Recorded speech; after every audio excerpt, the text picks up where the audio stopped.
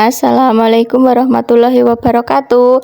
Arep sahur iki mau urung enek lawe iki dadak sing cepet ae lho iki nyeplok endhog wae terus engko dioseng mie apa-apa. Biasane nek sahur ki lawe turan diingi tapi ndelalae diingi sore iki buka ki ya ora masak lur. Dadine iki dadak lawe sahur. Lan jenengan biasane nek sahur jam pinten lur? Kuwi biasane jam 3-5 menit niku pun tangi, enggak apa yo ngejangan apa yo gawe lawuh ngene iki.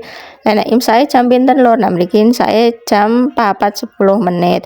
Lah iku mau ndoke wis mateng iki banjur ngerus bumbu bawang karo miri iki ape tak nggo ngoseng mie terus tak iku apa tak rajangne sawi. Bumbune wis wangi banjur niku wau sawine dicemplungne dioseng-oseng sedelit wae aja mateng-mateng lho nek sawijone mateng-mateng pahit.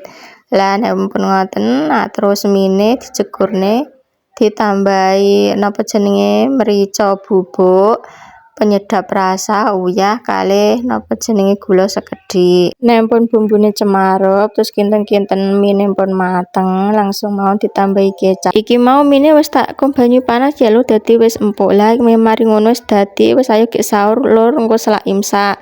Monggo lur see you.